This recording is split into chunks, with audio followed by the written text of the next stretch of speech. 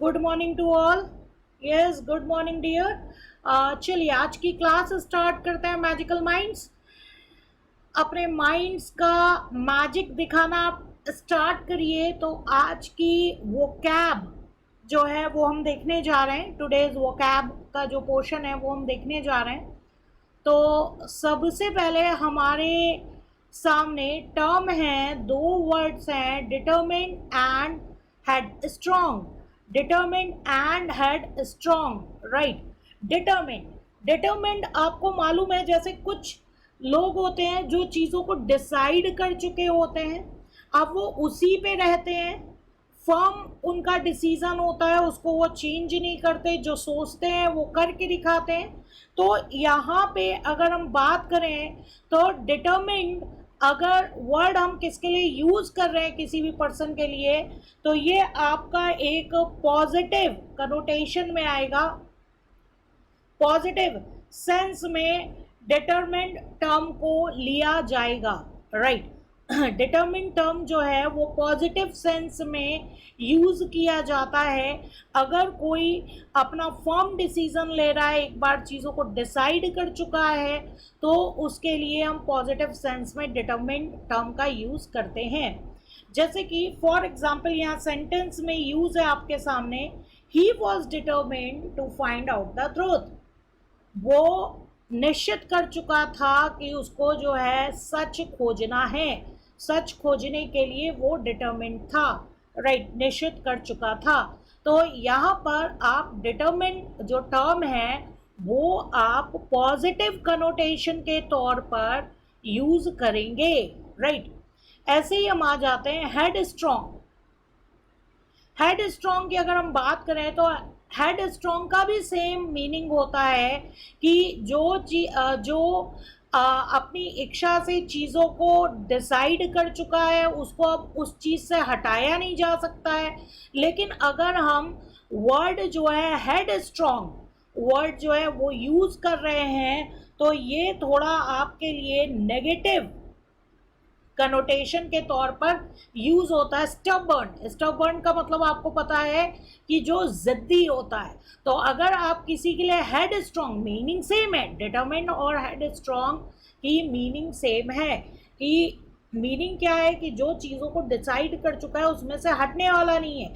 लेकिन अगर आप डिटरमिन्ड, किसी को डिटरमिन्ड वर्ड यूज कर रहे हैं, इट मीन्स आप उसको प्रेज कर रहे हैं। और अगर आप उसके लिए हेड स्ट्रॉन्ग टर्म यूज कर रहे हैं, इट मीन्स कि आप उसको कमेंट जो है वो कर रहे हैं, राइट। तो हेड स्ट्रॉन्ग में आप कह सकते हैं इम्पेशेंट है या स्टबर्न है। स्टबर्न मतलब आपको पता है जिद्दी को बोलते हैं स्टबर्न, राइट। तो इसका सेंटेंस में कैसे यूज करेंगे, जैसे कि for example, she was a headstrong child always getting into trouble, right।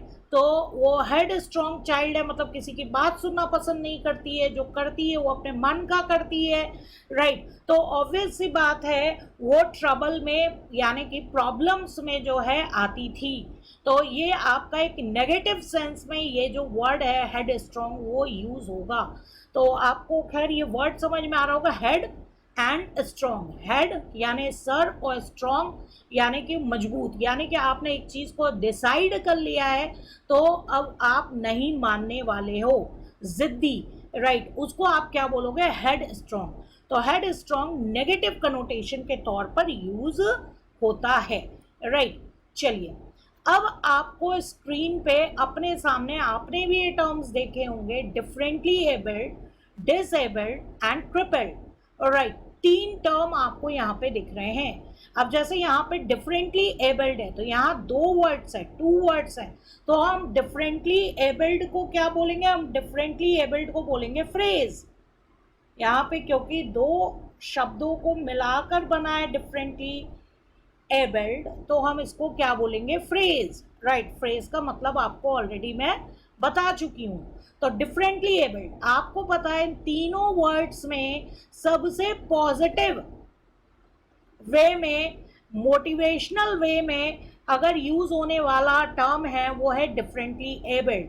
कोई भी अगर विकलांग होता है, विकलांग आपको मालूम है, जिसमें आप कह लीजिए फिजिकली चैलेंज्ड, जो लोग होते हैं, विकलांग आपको मालूम है, राइट, जैसा कि आप पिक्चर में देख रहे हैं, राइट, तो उसको हम वहाँ पे जो टर्म है वो क्या यूज करते हैं, डिफरेंटली एबल्ड। खैर यहाँ हम स्क्रीन पे देखने जा रहे हैं क्रिपल्ड। तो पहला टर्म है यहाँ पे क्रिपल्ड। क्रिपल्ड आप अगर किसी को आप ये समझ लीजिए आप क्रिपल्ड एडजेक्टिव किसी के लिए यूज कर रहे हैं, इट मीन्स आप नेगेटिव सेंस में उसको बोल रहे हैं, आप उसको बता रहे हैं कि तुम्हारे अंदर कमी है, तुम इम्परफेक्ट हो, राइट। तो क्रिपल्ड टर्म जो है काफी नेगेटिव वे में यूज किया हुआ माना जाता है, नेगेटिव कनोटेशन माना जाता है। जस्ट लाइक जैसे कि फॉर एग्जांपल यहाँ पे एक स्टेटमेंट है, my father had to carry my crippled sister because she could not walk. तो आप ये कह सकते हैं क्रिपल्ड वर्ड का मतलब वही है, डिफरेंटली एबल्ड या डिसेबल को ही बोला जा रहा है, लेकिन ये काफी नेगेटिव सेंस में नेगेटिव कनोटेशन होता है। कनोटेशन क्या होता है इसके बारे में अभी हम वोकैब में डिस्कस करेंगे। आपको पॉजिटिव नेगेटिव में चीज़ समझ में आ रही होगी कि किसको आप प्रेज कर रहे हैं, किसको आप मोटिवेशनल तरीके से बोल रहे हैं, अच्छे सेंस में बोल रहे हैं, कब आप नेगेटिव सेंस में जो है बोल रहे हैं। तो यहाँ वर्ड की लिटरल मीनिंग के साथ साथ हम उनके इमोशंस को भी देख रहे हैं। तो क्रिपल्ड काफ़ी नेगेटिव सेंस में यूज होने वाला वर्ड है। अगर किसी विकलांग के लिए क्रिपल्ड वर्ड यूज किया जा रहा है, इट मीन्स कि आप उसको ये बता रहे हो कि तुम्हारे अंदर कमी है, आप उसकी कमी को जो है वो आप उजागर करना चाहते हो। दिव्यांग, हाँ जी, विकलांग के लिए देखिए, जैसे हिंदी में आप कहिए, आप खुद सोचिए, अश्विनी ने अभी मेरे को यहाँ पे एक वर्ड दिया है। हिंदी में आपको पता है दो वर्ड होते हैं, एक होता है आपका दिव्यांग, एक वर्ड आपका होता है दिव्यांग, और एक होता है आपका विकलांग, राइट। तो यहाँ हिंदी में भी दो वर्ड होते हैं, एक होता है विकलांग, एक होता है दिव्यांग।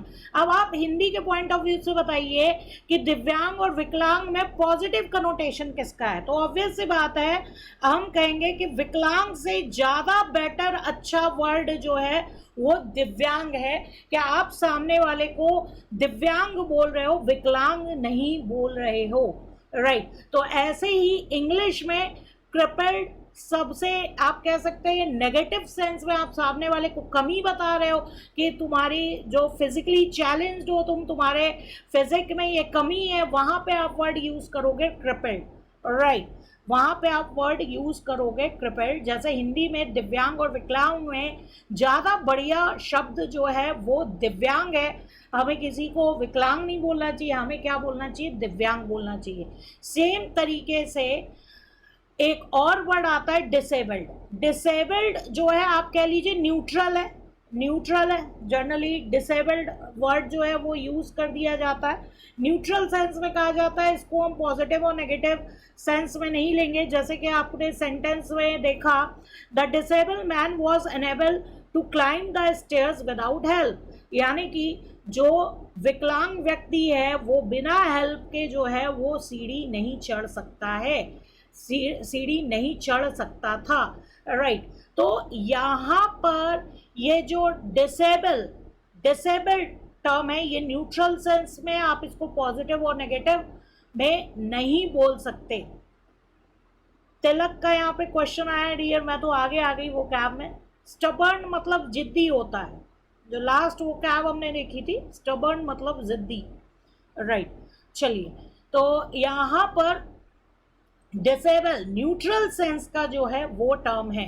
और अच्छा आप टर्म यूज करना चाहते हैं कि किसी को बिल्कुल बुरा ना लगे, जो दिव्यांग पर्सन है उसको बुरा ना लगे, उसको हर्ट ना हो, राइट। तो पॉजिटिव वे में सबसे अच्छा फ्रेज यहाँ पे आप देखेंगे डिफरेंटली एबल्ड। डिफरेंटली एबल्ड, आप किसी को डिसेबल बोल रहे हो कि आप एबल नहीं हो। डिसेबल का सेंस क्या निकला, जो लास्ट में हमने देखा था, डिसेबल का मतलब कि हाँ सामने वाला किसी काम को करने में एबल नहीं है, डिसेबल। एबल नहीं है, लायक नहीं है किसी काम को करने के लिए।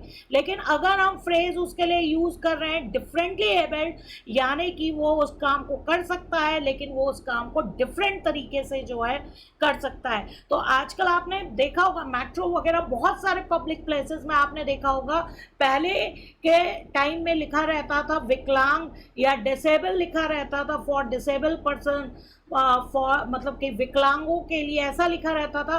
लेकिन फिर बाद में गवर्नमेंट ने, आपने मोदी गवर्नमेंट के टाइम पे देखा होगा हर जगह मेट्रो वगैरह में वो टर्म हटाकर डिफरेंटली एबल्ड और हिंदी में दिव्यांग वर्ड जो है उसका यूज किया जाता है। तो that is differently abled, right? We have to provide a barrier free environment for the differently abled, right? हमें जो है बैरियर फ्री यानी कि कोई उनके लिए रुकावट ना हो ऐसा एक एनवायरनमेंट डिफरेंटली एबल्ड लोगों के को प्रोवाइड करना पड़ता है ताकि उनको कोई परेशानी ना हो, राइट? तो ये आपका एक पॉजिटिव वे में, पॉजिटिव सेंस में, पॉजिटिव कनोटेशन जो है वो माना जाएगा डिफरेंटली एबल्ड, राइट?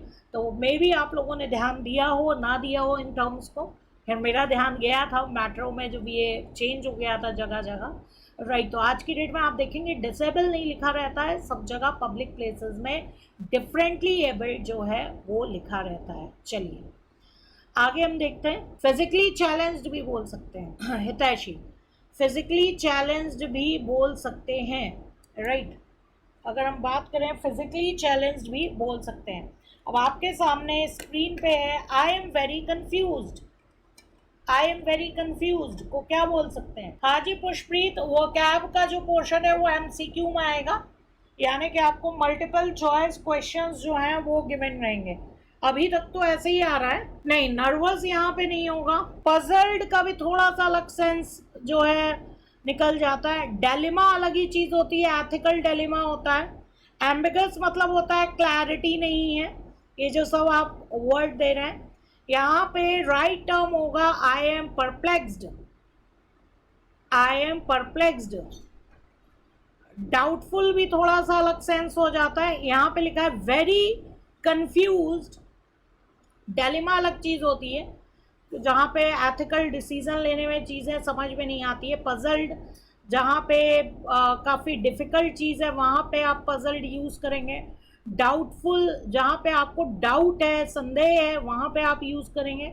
यहाँ पे आपके सामने जो है वर्ड है परप्लेक्स्ड, यहाँ पर आपके सामने है perplexed. I am very confused, I am perplexed, right? I am very confused, I am perplexed, इसको हम बोल सकते हैं perplexed, right? आगे बढ़ रहे हैं। The joke was very funny, the joke was very funny, कोई बताएगा? The joke was very funny, hilarious, right? Humorous ये भी हो सकता है, right? Humorous भी हो सकता है। The joke was hilarious, humorous भी हो सकता है, right? चलिए आगे बढ़ते हैं। Idiom of the day, idiom of the day में आपका है call it a day, call it a day. हाँ जी पुष्प्रीत, शॉकिंग भी होता है लेकिन हिलारियस भी हम वहां पर बोल सकते हैं। फनी को हम हिलारियस भी बोल सकते हैं, ह्यूमरस भी आ सकता है। Priyanka, right? Idiom of the day, idiom of the day आपके सामने है call it a, call it a day. Call it a day का मतलब होता है जब आप कोई काम फिनिश कर लेते हो। आप ये समझ लीजिए जैसे आपने दिन भर के काम जब खत्म कर लिए हैं, आप उस काम को जो है खत्म करने जा रहे हो, राइट? वहाँ पे आप इडियम जो है वो यूज कर सकते हो call it a day, right? जैसे कि इसका यूज देखिए कॉल इट अ डे का, the package is the last one, once we get the shipped we can call it a day. मतलब कि आप कह लीजिए कि आपका जो दिन का काम है वो खत्म होने वाला है। सार्थक ने बिल्कुल सही कहा, पैकअप आप करने वाले हो। जैसे कि सेंटेंस में आप यूज देख रहे हो, this package is the last one, ये पैकेज लास्ट है, आखिरी पैकेज है। Once we get the shipped, जैसे ही हम इसको जो है शिफ्ट कर चुके होंगे, भेज चुके होंगे, we can call it a day, हम अपना काम जो है वो खत्म कर सकते हैं, राइट। नेक्स्ट सेंटेंस आप देखिए, I am tired, let's call it a day, मैं थक गया हूं, तो अब मुझे काम जो है खत्म करना चाहिए, अब मुझे पैकअप करना चाहिए, call it a day. Next देखना, the boss was mad because Tom called it a day at noon and went home. Boss बहुत नाराज था, मैड था, क्योंकि टॉम ने आफ्टरनून में ही, दोपहर में ही जो है पैकअप कर लिया था और घर चला गया था। तो सार्थक ने बिल्कुल परफेक्ट आपके लिए एक वर्ड दिया है आप लोग के अंडरस्टैंडिंग के अकॉर्डिंग, पैकअप, राइट। तो call it a day means pack up, अगर काम आपका खत्म हो गया, आप पैकअप करने जा रहे हो, that is called call it a day, right. तो आज का इडियम हो गया। चलिए अब आगे आते हैं, हम अपने ग्रामर के पोर्शन में जो है आते हैं, राइट। चलिए, तो क्लॉज में हम ये देख रहे थे, एक बार रिवीजन कर लेते हैं जो पहले प्रीवियस एग्जांपल्स थे, क्योंकि थोड़ा सा टाइम कम रहता था तो मैं स्लाइड्स फास्ट चला देती थी, तो आप लोगों को लग गया था फास्ट है काफ़ी, कई लोगों को समझ में नहीं आया था। तो एक बार एग्जांपल्स और कर लेते हैं, फिर हम टाइप्स ऑफ सेंटेंसेस में आ जाएंगे, राइट। तो क्लॉज में आपको लास्ट क्लास में समझ में आ चुका था, हमने एग्जाम्पल देखा था, he has chain of gold, फिर हमने एक और एग्जाम्पल देखा था, he has a chain which is made of gold. तो दोनों में डिफरेंस ये था कि फर्स्ट वन में आपका केवल और केवल क्या था, मेन क्लॉज था। फर्स्ट वन में केवल एक मेन क्लॉज था, क्योंकि यहाँ पर एक सब्जेक्ट था और उसके रिगार्डिंग वर्ब था, तो मेन क्लॉज था। लेकिन सेकंड वन में आप लोग देख रहे थे कि एक मेन क्लॉज था और साथ ही साथ एक जो है डिपेंडेंट क्लॉज था, या सब ऑर्डिनेट क्लॉज आप उसको बोल सकते हैं। दो क्लॉजेस यहाँ पे थे, राइट। तो he has a chain which is made of gold, right. He has a chain, ये आपका मेन क्लॉज है, और उसके बाद which is made of gold, ये आपका सब ऑर्डिनेट क्लॉज है, जिसमें आपको समझ में आ गया था कि विच आपका क्या है, सब्जेक्ट है, राइट। न्यू पढ़ा रहे हैं डियर हर्ष, न्यू पढ़ा रहे हैं, कुछ स्टूडेंट्स को प्रॉब्लम्स थी, ठीक है, तो प्लीज़ थोड़ा सा उनका बेस स्ट्रांग हो जाने दो, क्योंकि तुम्हारे साथ साथ अलग अलग बोर्ड के स्टूडेंट्स यहाँ पर जो है बैठे रहते हैं, काफ़ी सारे अलग अलग बोर्ड के आप कह लीजिए कि स्टूडेंट्स यहाँ पर रहते हैं, तो थोड़ा सा प्रॉब्लम भी आ जाता है कभी कभी। तो इंग्लिश एक ऐसा सब्जेक्ट है जिसका अलग अलग बोर्ड में अलग अलग, आपको पता है यूपी बोर्ड है, बिहार बोर्ड है, सीबीएसई है, आईसीएसई है, राइट। तो फास्ट ही देख रहे हैं, कोई इशू नहीं है, किसी को कोई इशू आता है तो प्लीज़ बताएगा बीच में। तो आपने देखा क्लॉज दो टाइप के होते हैं, इंडिपेंडेंट और मेन क्लॉज। इंडिपेंडेंट और मेन क्लॉज में दो चीज़ होगी, एक सब्जेक्ट होगा और एक प्रेडिकेट होगा, और एक क्लॉज बन रहा होगा, प्रेडिकेट में एक वर्ब होगा, उसे मतलब कि एक सब्जेक्ट और वर्ब को मिलाकर एक फुल क्लॉज बन रहा है, जो कि अकेला यूज हो सकता है, और इट मीन्स वो इंडिपेंडेंट और मेन क्लॉज कहलाता है। डिपेंडेंट और जो आपका डिपेंडेंट और सब ऑर्डिनेट क्लॉज है, राइट, उसमें आपका सब्जेक्ट होगा, और सब्जेक्ट के तौर पे एक चीज याद रखेगा, सब्जेक्ट जो है वो सब ऑर्डिनेट कंजंक्शन भी हो सकता है। जैसे कि मैंने बोला which is made of gold, which क्या था, आपका सब ऑर्डिनेट कंजंक्शन था और वही सब्जेक्ट का काम कर रहा था, राइट। तो इसमें हम एग्जांपल्स देख चुके थे, he has a chain which is made of gold, right, ये आपको समझ में आ गया। यहाँ पे सब ऑर्डिनेट कंजंक्शन, ये जो पहला वाला एग्जाम्पल है, यहाँ पे सब ऑर्डिनेट कंजंक्शन जो है वही आपका किसका काम कर रहा है, वही आपका सब्जेक्ट का काम कर रहा है। जबकि सेकंड वाले एग्जाम्पल में सब ऑर्डिनेट कंजंक्शन का काम केवल इंडिपेंडेंट क्लॉज को दूसरे क्लॉज के साथ जोड़ना है, ये सब्जेक्ट का काम नहीं कर रहा है। Where the accident happened, the accident यहाँ पर क्या है, द एक्सीडेंट ये आपका सब्जेक्ट है। वेयर द एक्सीडेंट हैपेंड आपका यहाँ पर आप देख रहे हैं, वेयर द एक्सीडेंट हैपेंड, यानी कि द एक्सीडेंट हैपेंड क्लॉज के पहले सब ऑर्डिनेट कंजंक्शन लग गया, इसलिए इसने इसको क्या बना दिया, सब ऑर्डिनेट क्लॉज बना दिया, राइट।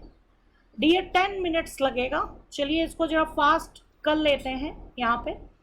तो आपको ये समझ में आ गया, इंडिपेंडेंट और मेन क्लॉज में कंप्लीट थॉट होता है, इंडिविजुअली वो जो है सेंटेंस में यूज हो सकता है, और उसमें सब्जेक्ट एंड वर्ब दोनों होता है। राइट, क्लियर है?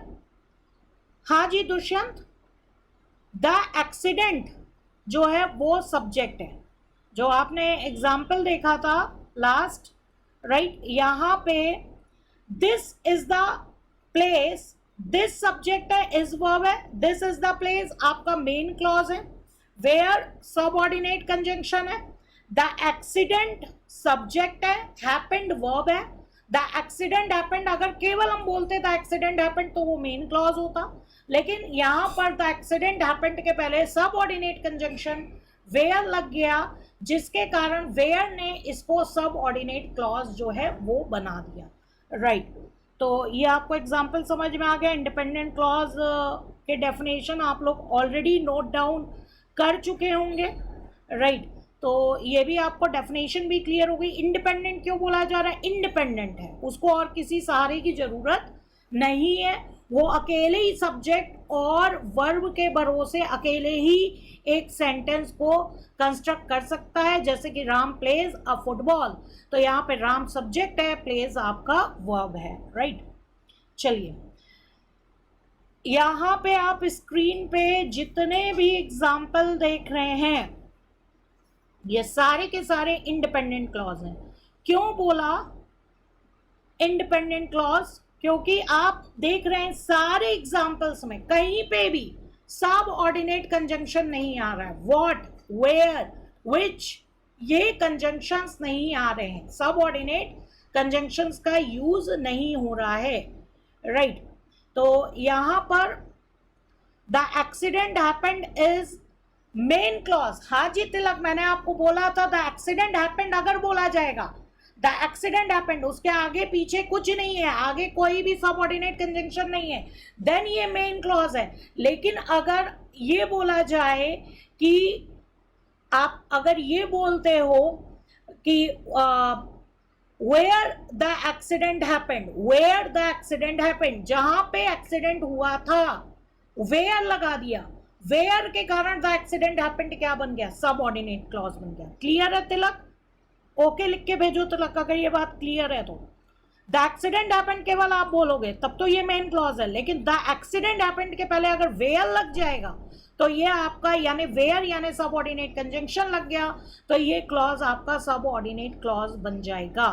राइट, मैं बोल रही हूँ जहां एक्सीडेंट हुआ था, वेयर द एक्सीडेंट हैपेंड, जहां एक्सीडेंट हुआ था।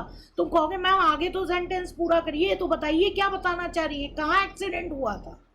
यानी कि वो अपने आप में कंप्लीट सेंस नहीं बना रहा है। हर्ष एकदम एंड में मांगना नंबर, एंड में लिखूंगी। राइट, तो जितने भी आप सेंटेंसेस देख रहे हैं ये सब के सब आपके किसके एग्जाम्पल हैं? इंडिपेंडेंट और मेन क्लॉज के एग्जाम्पल्स हैं। यहाँ पर एक और चीज देखने वाली है, अभी हम इसको बाद में डिस्कस करेंगे।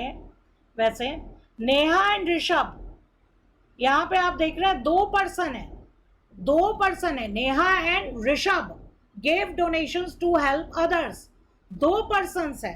राइट, तो कई लोग इसको कंपाउंड सब्जेक्ट भी बोलते हैं, क्योंकि दो सब्जेक्ट हो गए, नेहा एक अलग पर्सन हो गई, एक अलग पर्सन है, और ऋषभ एक अलग पर्सन है, तो नेहा एंड ऋषभ। राइट, इसको हम क्या बोलते हैं? इसको हम कंपाउंड सब्जेक्ट बोलते हैं, कंपाउंड सब्जेक्ट। पुष्पप्रीत नया पढ़ना था ना, अभी आएगा इसी के बारे में नेक्स्ट जब पीपीटी चलाएंगे टाइप्स ऑफ सेंटेंस में। लेकिन यहाँ पे दो सब्जेक्ट हैं, लेकिन दोनों सब्जेक्ट के लिए एक ही वर्ब है, गेव। आप देख रहे हैं नेहा एंड ऋषभ दोनों के लिए एक ही वर्ब है। राइट, तो आप यहाँ बोलेंगे सिंगल क्लॉज है, आप इसको डबल क्लॉज नहीं बोल सकते, दो क्लॉज नहीं बोल सकते। अगर नेहा के लिए अलग वर्ब होता और ऋषभ के लिए अलग वर्ब होता, देन आप वहां पे बोलते कि हाँ टू क्लॉजेस है। लेकिन यहाँ पर एक ही क्लॉज होगा, क्योंकि दोनों सब्जेक्ट के लिए एक ही वर्ब यूज हो रहा है। नेहा एंड ऋषभ दोनों के लिए एक ही वर्ब यूज हो रहा है, इसको हम बोलते हैं कंपाउंड सब्जेक्ट। कंपाउंड वर्ड का मतलब आप समझ लीजिए, कहीं पे भी अगर इंग्लिश ग्रामर में कंपाउंड टर्म यूज होता है, मतलब कि दो चीजें साथ में आई हैं, जैसे कि 1 and 2 दो चीजें साथ में आई हैं, और हमेशा याद रखेगा कभी भी जब भी कंपाउंड वर्ड यूज हो रहा है तो जो दोनों चीजें हैं उसका वेटेज इक्वल है, उसमें आप ये नहीं कह सकते कि दूसरा लो है या पहला लो है। समझ में आ रही है बात? तो कहीं पे भी अगर ग्रामर में कंपाउंड टर्म आता है तो हमेशा याद रखिएगा जो जिन भी 2 या 3 चीजों की बात हो रही है सबका लेवल एक ही है, उसमें से कोई भी कम या ज्यादा, आप किसी को भी कम या ज्यादा नहीं बोल सकते हैं, राइट? सबका लेवल जो है वो एक है। तो ये यहाँ पर बहुत इंपॉर्टेंट था। बाकी आप यहाँ पे देख रहे हैं सब में देख रहे हैं जो रेड कलर से वो सारा आपका क्या है, सब्जेक्ट है, और जो ग्रीन कलर से है वो आपका क्या है, वो आपका वर्ब है, राइट? आप कह सकते हैं रेड कलर के अलावा जो रिमेनिंग पार्ट ऑफ सेंटेंस है दैट इज कॉल्ड प्रेडिकेट, और हर एक प्रेडिकेट में वर्ब होता है। तो यहाँ पे जो ग्रीन कलर से दिख रहा है वो आपका क्या है, वर्ब है, राइट? पूजा वॉन्डर्ड ऑफ का मतलब होता है एकदम आश्चर्यचकित रह जाना, एकदम हक्का बक्का जैसे जो रह जाता है उसको हम वॉन्डर्ड ऑफ जो है वहाँ पे यूज करते हैं, फ्रेजल वर्ब है आप कह सकते हैं, राइट? तो आई होप कि इस स्लाइड में आपको कोई प्रॉब्लम नहीं होगी। हम आगे बढ़ रहे हैं, एग्जाम्पल्स हम पहले भी डिस्कस कर चुके थे और आप सब नोट डाउन कर चुके हैं। इसमें अगर कोई डाउट है स्लाइड में तो प्लीज आप पूछ सकते हैं। इस स्लाइड में किसी को कोई डाउट है किसी भी पॉइंट पे? आई होप डाउट नहीं होगा, राइट? चलिए, तो डिपेंडेंट क्लॉज की डेफिनेशन एक बार रिवाइज कर लेते हैं। डिपेंडेंट क्लॉज बोल रहे हैं, क्लॉज का मतलब हुआ सब्जेक्ट भी है और वर्ब भी है, राइट? तो यहाँ पर सब्जेक्ट भी है और वर्ब भी है, लेकिन ये कंप्लीट सेंस नहीं बनाता है। जैसे कि अभी भी बच्चों को प्रॉब्लम है, दुष्यंत जो है क्वेश्चन पूछ रहा है, is it possible that predicate only contains verb? For example, yes Dushyant, बिल्कुल पॉसिबल है। जैसे द एक्सीडेंट हैपेंड हम केवल बोलते हैं द एक्सीडेंट हैपेंड, तो यहाँ प्रेडिकेट में केवल और केवल वर्ब है। मैं बोलूं राम प्लेज, राम खेलता है, तो यहाँ पर भी केवल और केवल वर्ब है। तिलक अभी कंपाउंड सब्जेक्ट में आएंगे, मैंने आपको बताया वहां पे था नेहा एंड ऋषभ, दो सब्जेक्ट की बात हो रही थी, दो पर्सन की बात हो रही थी वहां पे, दैट इज कंपाउंड सब्जेक्ट। जहां पर भी एक से ज्यादा पर्सन की बात होती है वहां पे कंपाउंड सब्जेक्ट होता है। जैसे कि नेहा एंड ऋषभ गेव, तो नेहा एंड ऋषभ आपका क्या था, कंपाउंड सब्जेक्ट था, राइट? अब यहाँ पे देखिए सबऑर्डिनेट क्लॉज और मेन क्लॉज में डिफरेंस क्या है? मेन क्लॉज अकेला सेंटेंस बना सकता है, लेकिन सबऑर्डिनेट क्लॉज को मेन क्लॉज के सहारे की जरूरत होती है। कैसे पता लगेगा कि कोई सबऑर्डिनेट क्लॉज है? वहां पर सबऑर्डिनेट कंजंक्शन लगा होगा, क्लॉज के आगे सबऑर्डिनेट कंजंक्शन लगा होगा, राइट? और कभी कभी सबऑर्डिनेट कंजंक्शन ही सब्जेक्ट का काम करता है, कभी कभी केवल सबऑर्डिनेट कंजंक्शन का काम ज्वाइंटर का होता है, वहां सब्जेक्ट अलग से होता है। जैसे कि हमने देखा था विच इज मेड ऑफ गोल्ड में विच जो था वो सबऑर्डिनेट कंजंक्शन था और साथ ही साथ सब्जेक्ट का भी काम कर रहा था। But where the accident happened में वेयर सबऑर्डिनेट कंजंक्शन था और द एक्सीडेंट सब्जेक्ट था, हैपेंड वर्ब था, राइट? हाँ जी डियर श्रुति, यही तो बता रही हूँ। कंपाउंड सब्जेक्ट में क्योंकि वहां पे दो नेम आए नेहा और Rishabh, it means compound subject. केवल नेहा गेव होता तो इट मीन सिंगल सब्जेक्ट था। एक से ज्यादा सब्जेक्ट के बारे में बात की जाएगी तो that is compound subject, right? तो आपको समझ में आ गया, सबऑर्डिनेट क्लॉज जो है वो इंडिविजुअली खड़ा नहीं हो सकता है, राइट? तो अब आप यहाँ पे देख रहे हैं जो मैं सबऑर्डिनेट कंजंक्शन बार बार बोल रही हूँ, सबऑर्डिनेट कंजंक्शन सबऑर्डिनेट क्लॉज बनाता है। तो सबऑर्डिनेट कंजंक्शन कौन कौन से होते हैं? देखिए यहाँ पे 3 एग्जाम्पल दिए हैं। यहाँ पे आपको दिख रहा है दैट आई वांटेड, जो कि मैं चाहती थी। अब मैं बोल रही हूँ आपको जो कि मैं चाहती थी, तो आप बोलोगे क्या चाहती थी मैम, बताओ तो आगे, राइट? इसका मतलब वो सेंटेंस अपने आप में कंप्लीट नहीं है, वो स्टैंड अलोन नहीं हो सकता है, उसको मेन क्लॉज की सहारे की जरूरत है, राइट? उसको सहारा चाहिए। What she saw, राइट, जो उसने देखा था, राइट, तो व्हाट भी क्या हो गया, सबऑर्डिनेट कंजंक्शन हो गया, सिंस भी क्या हो गया, सबऑर्डिनेट कंजंक्शन हो गया, राइट। तो कभी भी जो सबऑर्डिनेट क्लॉज होगा, सबऑर्डिनेट क्लॉज के बिगिनिंग में, कोई भी क्लॉज है उसके बिगिनिंग में हमेशा सबऑर्डिनेट कंजंक्शन आएगा, राइट। तो सबऑर्डिनेट कंजंक्शन, जैसे कि अब यहाँ पे आप देख रहे हैं दैट आई वांटेड, जो कि मैं चाहता था, अब दैट नहीं लगा होता, आई वांटेड होता, केवल आई वांटेड, केवल आई वांटेड, आपने दैट हटा दिया, दैट नहीं देखा, आई वांटेड, मैं चाहती थी, कंप्लीट है, मेन क्लॉज है, लेकिन क्योंकि आई वांटेड के पहले दैट लग गया सबऑर्डिनेट कंजंक्शन, तो उसने आई वांटेड को क्या बना दिया, सबऑर्डिनेट कंजंक्शन बना दिया। व्हाट शी सॉ, समझ में आ रहा है। Since most plants die without water, अब तुम खुद सोचो अगर यहाँ सिंस नहीं लगा होता, सिंस हटा दो, केवल पढ़ो most plants die without water, बिल्कुल कंप्लीट सेंस बना रहा है। मोस्ट प्लांट्स, ये आपका क्या है, सब्जेक्ट, डाई क्या हो गया, वर्ब, बहुत सारे प्लांट जो है बिना पानी के मर जाते हैं, राइट, तो ये पूरा कंप्लीट सेंस बना रहा है। लेकिन सिंस लगा दिया, तब से बहुत सारे प्लांट जो है बिना पानी के जो है मर जाते हैं, कब से मैडम बताओ, तो कब से, तो सिंस लगाते ही वो आपका क्लॉज क्या बन गया, सबऑर्डिनेट क्लॉज जो है वो बन गया, राइट। तो सबऑर्डिनेट क्लॉज की मीनिंग तभी कंप्लीट होती है जब उस सबऑर्डिनेट क्लॉज को किसी इंडिपेंडेंट क्लॉज के साथ ज्वाइंट किया जाए, और सबऑर्डिनेट कंजंक्शन का काम होता है ज्वाइंटर का, मेन क्लॉज और सबऑर्डिनेट क्लॉज को ज्वाइंट करने का काम किसका होता है, सबऑर्डिनेट कंजंक्शन का होता है, राइट। तो अब देखिए यहाँ स्क्रीन पर जितने भी एग्जाम्पल हैं, जितने भी एग्जाम्पल आप यहाँ पे देख रहे हैं, सब आपके क्या है, सबऑर्डिनेट कंजंक्शन के एग्जाम्पल हैं। पहले एग्जाम्पल में अगर हम बात करें, आफ्टर, सेकंड में बिकॉज, थर्ड में व्हेन, फोर्थ में दैट, फिफ्थ में बिफोर और सिक्स्थ में हूं, जिनके ऊपर मैंने टिक लगाया है, जिनके भी ऊपर मैंने टिक लगाया है, ये सब सबऑर्डिनेट कंजंक्शन है। रेड कलर से आपको जो दिख रहा है वो आपका क्या है, सब्जेक्ट है। रिमेनिंग पार्ट आपका क्या है, प्रेडिकेट है, जिसमें ग्रीन कलर से जितने भी आपके पार्ट दिख रहे हैं वो सब आपके वर्ब हैं, राइट। सेकेंड एग्जाम्पल में मे भी बहुतों को ड्रोनिंग का मतलब ना मालूम हो, ड्रोनिंग का मतलब होता है डूब, कोई डूब रहा होता है, ड्रोनिंग गर्ल यानी डूबती हुई लड़की को, राइट।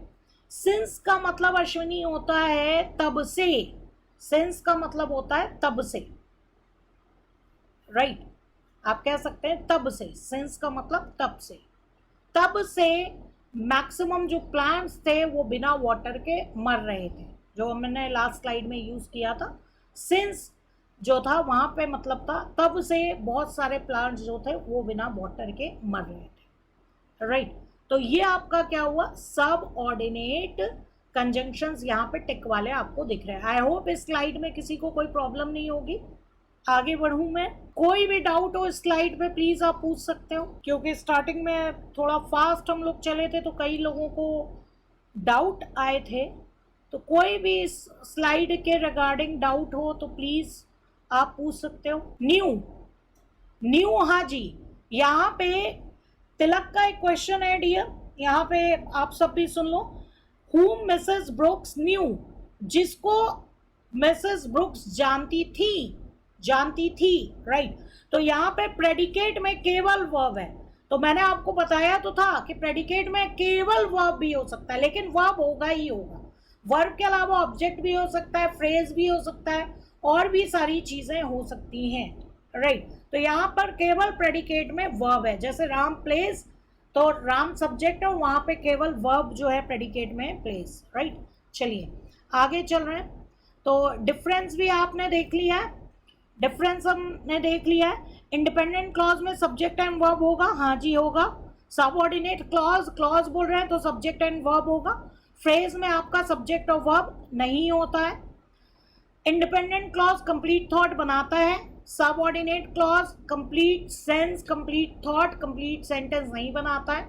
फ्रेज भी कंप्लीट सेंटेंस और कंप्लीट थॉट नहीं बनाता है।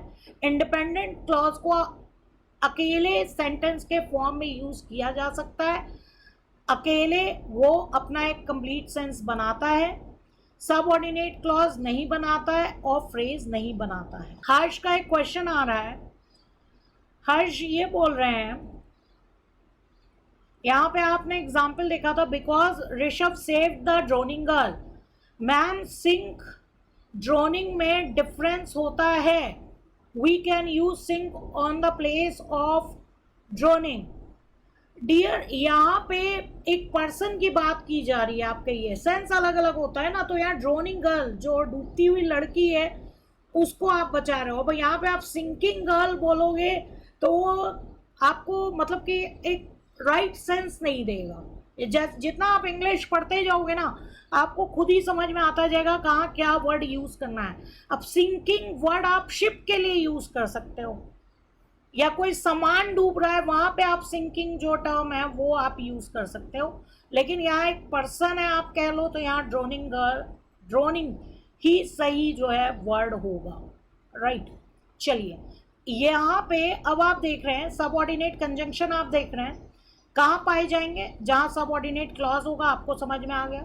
सबऑर्डिनेट कंजंक्शंस जो है वो सबऑर्डिनेट क्लॉज और इंडिपेंडेंट क्लॉज को जोड़ने का काम करते हैं, ज्वाइंटर का काम करते हैं। और एक चीज मैंने आपको और बताई थी कि जो सबऑर्डिनेट क्लॉज है वो आपके सेंटेंस के स्टार्टिंग में भी हो सकते हैं, मिड में भी हो सकते हैं और एंड में भी हो सकते हैं, राइट। ये इंपॉर्टेंट है, नोट डाउन कर लीजिएगा, जिसने इसने नोट डाउन नहीं किया है, ये सारे के सारे जो है आपके सबऑर्डिनेटिंग कंजंक्शन है, राइट। ये जितने भी आपको स्क्रीन में दिख रहे हैं, after, although, though, as, because, before, even though, how, ये सब आपके सबऑर्डिनेट कंजंक्शन है। श्रुति का एक क्वेश्चन है, ma'am Ram plays with Shyam के अंदर मेन और सबऑर्डिनेट क्लॉज कौन सा होगा। श्रुति ने एक क्वेश्चन पूछा है यहाँ पर, इनका ये क्वेश्चन है, राम प्लेस विद श्याम, यहां पर सबऑर्डिनेट क्लॉज कौन सा है और मेन क्लॉज क्या है। तो यहाँ पे मैं आपको ये बोलूंगी, यहाँ पे केवल और केवल एक ही क्लॉज है, क्योंकि एक सब्जेक्ट है राम और एक ही वर्ब है उसके रिगार्डिंग। प्लेस किसके साथ खेल रहा है वो तो अदर थिंग है, राम के बारे में बताया जा रहा है कि वो श्याम के साथ खेल रहा है, राइट। तो यहाँ पर राम आपका सब्जेक्ट है और प्लेस आपका क्या है, वर्ब है।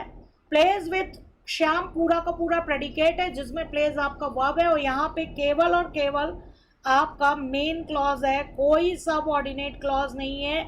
आपको बार बार मैंने बताया सबऑर्डिनेट क्लॉज की बात हम तभी करेंगे जब उस क्लॉज के आगे सबऑर्डिनेट कंजंक्शन आएगा और या सबऑर्डिनेट कंजंक्शन ही सब्जेक्ट का काम कर रहा है, राइट। हाँ हर्ष, आप कह सकते हैं कि सिंकिंग जो है वो नॉन लिविंग थिंग्स के लिए यूज होता है। श्रुति मेन क्लॉज है ये, बाकी सब नोट डाउन कर चुके होंगे, मैं आगे बढ़ रही हूं। ये आपने ऑलरेडी जो है नोट डाउन कर रखा था, राइट। तो अब यहाँ पे आप देख लीजिए, when she left the movies, when आपको समझ में आ गया सबऑर्डिनेट कंजंक्शन है, शी आपका सब्जेक्ट है, लेफ्ट आपका क्या है, वर्ब है, राइट। और व्हेन आपको पता है सबऑर्डिनेटिंग कंजंक्शन है, राइट। तो अगर व्हेन नहीं होता और हम केवल बोलते she left the movies, when नहीं होता और केवल हम बोलते शी लेफ्ट द मूवीज, तो ये मेन क्लॉज हो जाता। लेकिन उस मेन क्लॉज के आगे क्या लग गया, व्हेन लग गया, सबऑर्डिनेट कंजंक्शन लग गया, तो ये आपका सबऑर्डिनेट क्लॉज बन गया, राइट। क्लियर है। चलिए, किसी एग्जाम्पल में किसी को दिक्कत होगी तो प्लीज आप लिख कर भेज सकते हैं।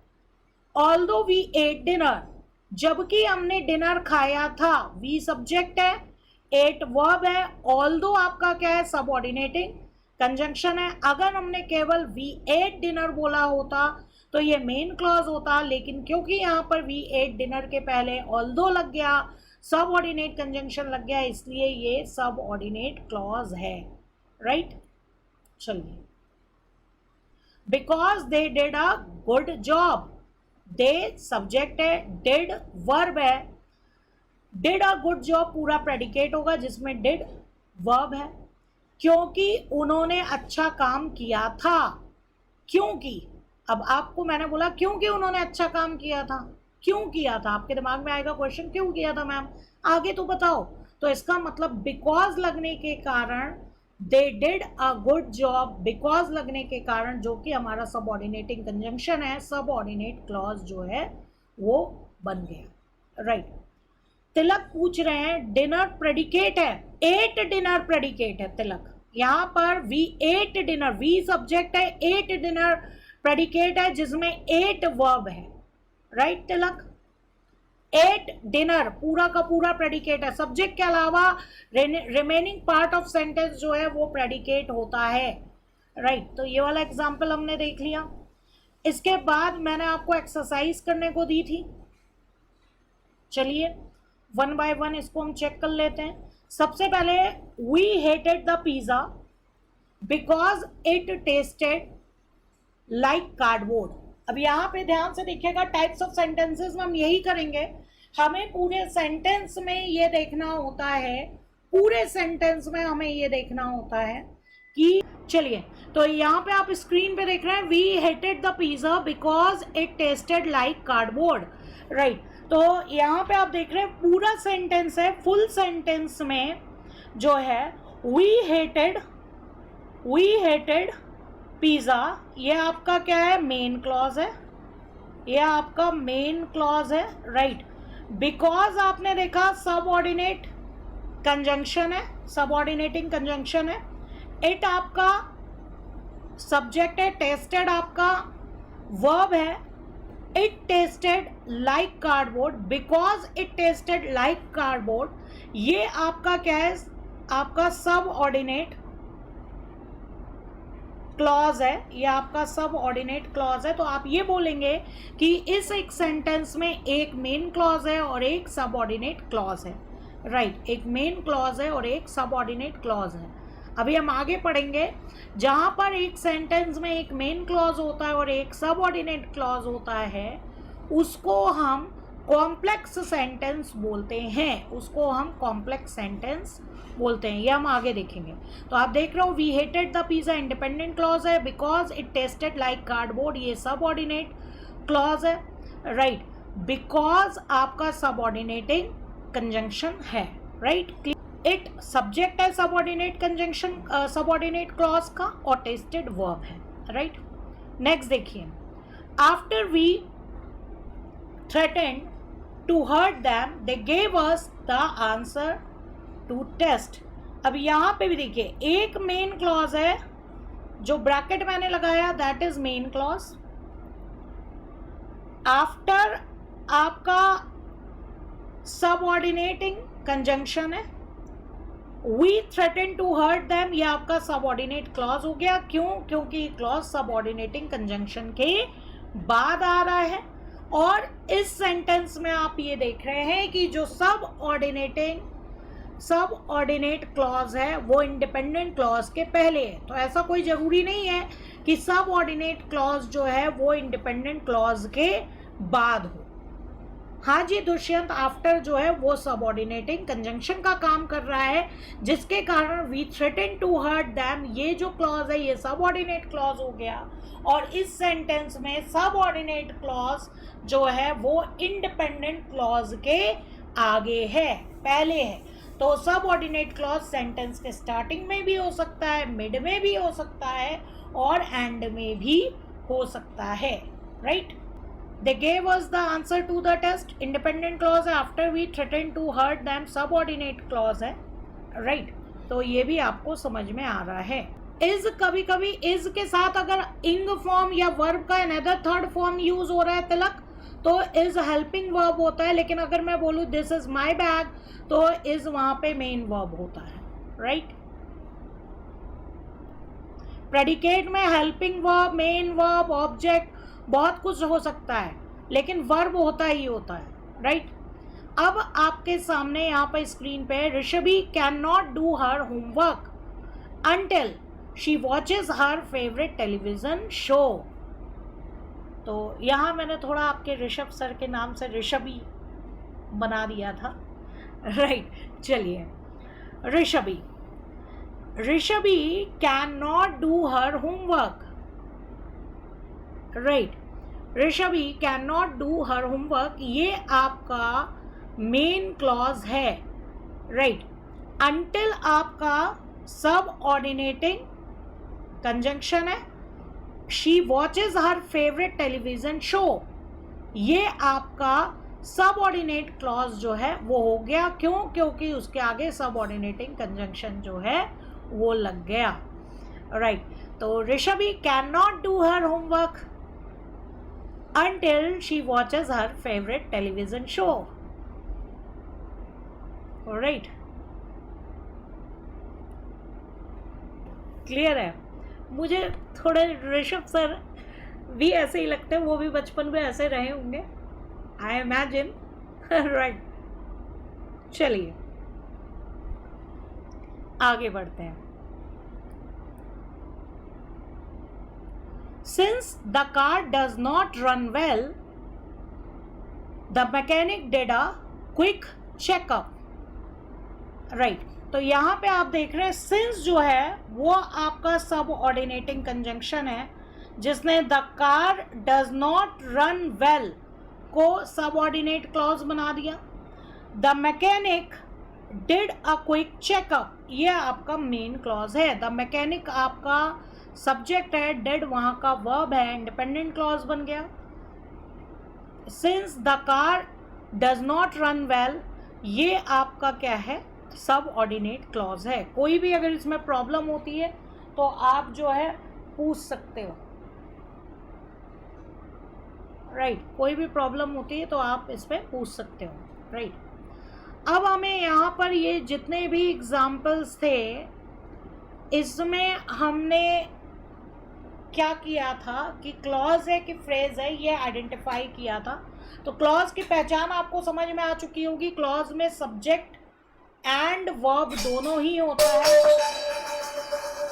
क्लॉज में सब्जेक्ट एंड वर्ब दोनों ही होता है, जबकि फ्रेज में आपका सब्जेक्ट एंड वर्ब दोनों नहीं होगा।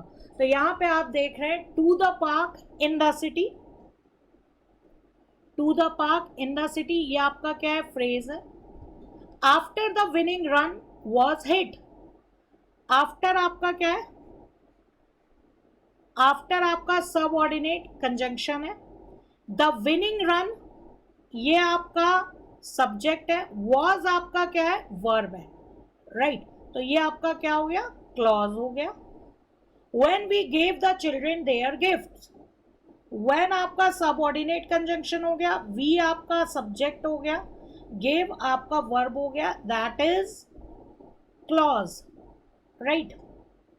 Before the early show, before the early show, अब यहां पे आप देख रहे हैं आप सब्जेक्ट और प्रेडिकेट नहीं है, राइट। तो ये क्या हो गया? फ्रेज हो गया। अश्विनी कौन सा वाला आपको दोबारा पूछना है बताइए, कौन सा वाला आपको पूछना है? आप नंबर लिख दीजिए, ये लीजिए मैं नंबरिंग आपकी यहाँ पे कर देती हूँ, नंबर आप बता दीजिए। सेकंड वाला, after the winning run was hit, after आपका सबऑर्डिनेट क्लॉज हो गया, आपको समझ में आ रहा है।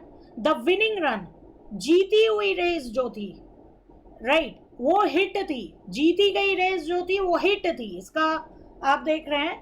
तो द विनिंग रन ये आपका सब्जेक्ट हो गया, वॉज आपका क्या हो गया? वर्ब हो गया, राइट, क्लियर है। ऐसे ही आप नेक्स्ट फिफ्थ में देखिए, from the grocery store to the mall, grocery store से मॉल तक, यहाँ पे क्या कोई सब्जेक्ट और आपको वर्ब दिख रहा है? आंसर है नो, तो ये आपका क्या हो गया? फ्रेज हो गया।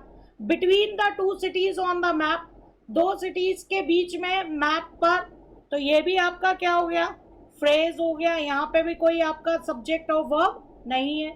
Whenever we feel like having chili, जब कभी, whenever, whenever आपका क्या हो गया? सबऑर्डिनेटिंग कंजंक्शन हो गया। अब यहाँ वी देख रहे हो, वी क्या है? सब्जेक्ट है, हम फील करते हैं, फील आपका क्या हो गया? वर्ब हो गया, तो दैट इज क्लॉज। और क्लॉज भी कौन से टाइप का है? सबऑर्डिनेट क्लॉज, क्योंकि whenever जो है वो लिखा है, राइट। सिंस, अब सिंस आपका सबऑर्डिनेट कंजंक्शन हो गया, वी आपका क्या है? सब्जेक्ट हो गया। कैन नॉट गो, ये आपका क्या हो गया, वर्ब हो गया, right. To the ball game, हम बॉल गेम में नहीं जा सकते, तब से हम बॉल गेम में नहीं जा सकते, राइट। तो इट मीन्स ये आपका सब ऑर्डिनेट क्लॉज है। तो यहाँ जितने भी क्लॉजेस हैं वो आपके सबके सब ऑर्डिनेट क्लॉज हैं, राइट। ये हो गया आपका एग्जाम्पल। अब यहाँ पर हमें ये करना था कि अंडरलाइन वाले पोर्शन को बताना था कि वो क्लॉज है कि वो फ्रेज है। जल्दी से एक्सरसाइज कर लो तो थोड़ा सा हम नया पढ़ें फिर। After the movie we enjoyed our delicious dinner. Rajat ने एक डाउट पूछा है लास्ट स्लाइड पे। हाँ जी, बिल्कुल आप सही कह रहे हैं रजत। जो विनिंग रन था वो जब हिट हुआ था उसकी बात कह रहे हैं। जब after the winning run was hit, winning run hit हुआ था उसके बाद, राइट, ठीक है। हाँ बिल्कुल आप सही कह रहे हैं जितने भी स्टूडेंट्स हैं।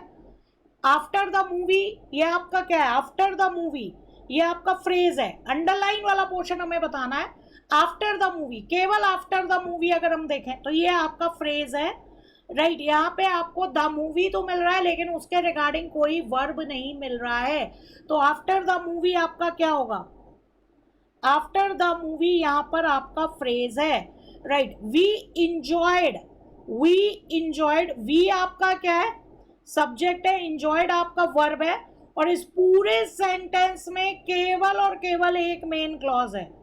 आपको क्योंकि मेरे को सेंटेंस की भी प्रैक्टिस करवानी है तो मैं वो एक्स्ट्रा करवा रही हूँ। इस पूरे सेंटेंस में आप बोलोगे एक ही मेन क्लॉज है, क्योंकि आफ्टर द मूवी तो आपका क्या है, फ्रेज है, उसके बाद एक सब्जेक्ट मिला, उसके साथ एक वर्ब मिला, तो यहाँ पूरे सेंटेंस में जो है केवल एक क्लॉज है। आफ्टर द मूवी फ्रेज है, we enjoyed a delicious dinner ये आपका क्लॉज है, main clause, right. Dear all, Ashwini का एक और डाउट हो रहा है तो मुझे जरा पीछे वाली स्लाइड पे जाना पड़ेगा। 6th में ये पूछ रहे हैं अश्विनी कि 6th क्लॉज क्यों नहीं हुआ। डियर मुझे बताओ, यहाँ लिखा है between the two CTs on the map, दो सिटीज के बीच में, मैप पर दो सिटीज के बीच में, क्या यहाँ पे क्लॉज है मुझे बताओ। बिटवीन द टू सिटीज, अगर हम ये कह रहे हैं कि द टू सिटीज, अगर सपोज सब्जेक्ट भी कह ले तो इसके रिगार्डिंग वर्ब कहाँ है, मैप पर दो सिटीज के बीच में, तो कोई यहाँ पे सब्जेक्ट और वर्ब नहीं है, इसलिए आपको 6th पॉइंट में ये जो है वो आपका फ्रेज है, क्लॉज नहीं है, राइट, क्लॉज नहीं है। यहाँ पे आपको समझ में आ गया। दूसरा क्या है यहाँ पर, अंडरलाइन वाला पार्ट हम देखें, दैट वॉज क्वाइट टेस्टी। अब यहाँ पे देख रहे हो दैट आपको पता है सबऑर्डिनेट कंजंक्शन है, और यहाँ पे इत्तेफाक से सबऑर्डिनेट कंजंक्शन ही किसका काम कर रहा है, मैंने कहा था सबऑर्डिनेट कंजंक्शन कभी कभी सब्जेक्ट का काम कर लेता है, राइट, कभी कभी सब्जेक्ट का काम कर लेता है। Good Ashwini, right. तो यहाँ पे ये सब्जेक्ट हो गया और वॉज आपका क्या हो गया, वर्ब हो गया। तो ये पूरा जो अंडरलाइन वाला पोर्शन है that is subordinate clause. We all enjoyed spaghetti, ये आपका जो ब्रैकेट वाला जो पोर्शन है ये आपका मेन क्लॉज है।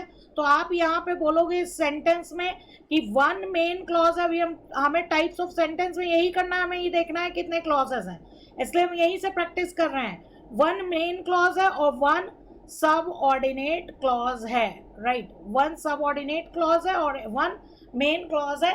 अभी हम देखेंगे कि जहां पर एक मेन क्लॉज होता है और एक सब ऑर्डिनेट क्लॉज होता है उसको हम कॉम्प्लेक्स सेंटेंस कहते हैं। ये अभी हम आगे देखेंगे टाइप्स ऑफ सेंटेंसेस में, राइट। अब आइए थर्ड वन आप देख रहे हो, आफ्टर ईटिंग डेजर्ट, ये आपका फ्रेज है क्योंकि यहाँ पे सब्जेक्ट और वर्ब नहीं है, तो ये फ्रेज है।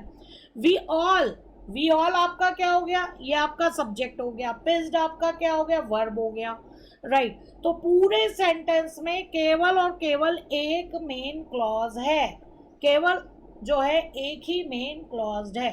हाँ जी मनीषा, यहाँ पे वी ऑल जो है वो सब्जेक्ट है, राइट। चलिए 4th वन देख रहे हैं। किसी को डाउट हो तो प्लीज पूछ लीजिएगा। अंडरलाइन वाला पोर्शन, विच मेड अस वेरी नर्वस, तो आपको पता है विच आपका क्या है, विच आपका सबऑर्डिनेट कंजंक्शन है जो कि यहाँ सब्जेक्ट का काम कर रहा है, उसके साथ वर्ब है आपका मेड, राइट। तो विच मेड अस श्रुति अभी बस आगे बढ़ते हैं, वाली स्लाइड खत्म हो जाए, लास्ट एक्सरसाइज है, राइट, उसके बाद हम नया ही कर रहे हैं श्रुति, थोड़ा सा बाकियों का भी थोड़ा सा ख्याल रखो, राइट। विच मेड अस वेरी नर्वस, तो ये सब्जेक्ट है, वर्ब है। आप भी श्रुति एक बार सुन लो, एकदम एक्सपर्ट हो जाओगे, कभी भूलोगे नहीं, राइट। यहाँ पे क्वेश्चन आ रहा है, डियर ऑल, स्पैगेटी का मतलब क्या होता है? स्पैगेटी डियर, वो जो आप पास्ता खाते हो, स्पैगेटी का मतलब होता है जो आप पास्ता खाते हो, पास्ते की एक डिजाइन होती है अलग अलग, राइट, उसमें एक डिजाइन को स्पैगेटी बोलते हैं, राइट। चलिए यहाँ पे विच मेड अस वेरी नर्वस, ये सबऑर्डिनेट क्लॉज आपको समझ में आ रहा है, राइट। इसके बाद यहाँ पे we were a little short on money, ये आपका मेन क्लॉज हो गया, ये आपका मेन क्लॉज जो है वो हो गया, we were a little short of money, ये आपका मेन क्लॉज हो गया। तो पूरे सेंटेंस में वन मेन क्लॉज है और एक सबऑर्डिनेट क्लॉज है, इट मीन्स ये कॉम्प्लेक्स टाइप का सेंटेंस जो है वो होगा, राइट, ये होगा। ये जो आप फोर्थ में देख रहे हैं, we were a little short on money, ये आपका मेन क्लॉज है। Which made us very nervous, which subordinate conjunction है, जिसमें सब्जेक्ट का काम भी विच कर रहा है, ये आपका सबऑर्डिनेट क्लॉज है, एक मेन क्लॉज एक सबऑर्डिनेट क्लॉज, आपका बन गया ये कौन से टाइप का सेंटेंस, कॉम्प्लेक्स सेंटेंस जो है वो बन गया। थैंक यू डियर, आप लोग एक्नॉलेज करवाते रहते हो, राइट, आप लोग एक्नॉलेज ना करवाओ तो मैं तो पढ़ाती रहूँ, बीच में थोड़े से ऑनलाइन क्लासेस में इश्यूज आते हैं। चलिए, तो ये आपको एक आइडिया लग गया, ठीक है। आफ्टर, अब कई लोगों ने थर्ड मेरे से पूछा था, थर्ड वन मैं फिर से बता दे रही हूँ, आफ्टर ईटिंग डेजर्ट, अंडरलाइन वाला पोर्शन जो है आपका फ्रेज है, जो बोल्ड में अंडरलाइन है, आफ्टर ईटिंग डेजर्ट। रीजन, यहाँ पे कोई भी सब्जेक्ट ऑफ वर्ब नहीं है, साथ में सब्जेक्ट ऑफ वर्ब नहीं है। कई लोग ईटिंग को वर्ब बोलेंगे, लेकिन ये मैंने आपको याद करो, लास्ट क्लास में एग्जाम्पल बताया था, मैंने आपको बताया था सार्थक, आप फिर एक मेरा लास्ट क्लास का एग्जाम्पल भूल गए, याद करो, मैंने आपको बताया था रीडिंग, इसीलिए मैंने आपको बताया था reading book is good habit. अब यहाँ पे बताओ, अब यहाँ पे तो आप रीडिंग को भी वर्ब बोलोगे, लेकिन यहाँ पे रीडिंग बुक आपका किसका काम कर रहा है, सब्जेक्ट का काम कर रहा है, राइट। डेजर्ट मिठाई को कहते हैं डियर, डेजर्ट मिठाई को कहते हैं, राइट। तो यहाँ पे आफ्टर ईटिंग डेजर्ट, डेजर्ट खाने के बाद, डेजर्ट खाने के बाद, ये फ्रेज है, राइट, ये आपका फ्रेज है। यहाँ पे ईटिंग वर्ब जरूर है, लेकिन ईटिंग जो है एकदम यहाँ आफ्टर ईटिंग डेजर्ट जो हम बोलेंगे, डेजर्ट खाने के बाद, ठीक है। अब मैं बोलूँगा रनिंग बॉय, तो यहाँ रनिंग वर्ब थोड़ी हो जाएगा, वो अलग चीज हो जाएगी, आफ्टर ईटिंग डेजर्ट, राइट। हाँ जी, जैसे रीडिंग बुक जो है वहाँ नाउन के तरीके से यूज हो गया था, यहाँ पे दुष्यंत ईटिंग डेजर्ट जो है, जिनको प्रॉब्लम है ईटिंग जो वर्ब कह रहे हैं, ईटिंग डेजर्ट एक आपका क्या हो गया, ग्रुप ऑफ वर्ड हो गया, ये एकदम नाउन के तरीके से आप कह रहे हैं, अलग हो रहा है, अलग तरीके से यूज हो रहा है। मेन यहाँ जो वर्ब है वो वी ऑल सब्जेक्ट है, और पिस्ड जो है वो मेन वर्ब है। After eating dessert group of word से अलग से फ्रेज है, क्योंकि यहाँ सब्जेक्ट और वर्ब जो है वो साथ में नहीं है।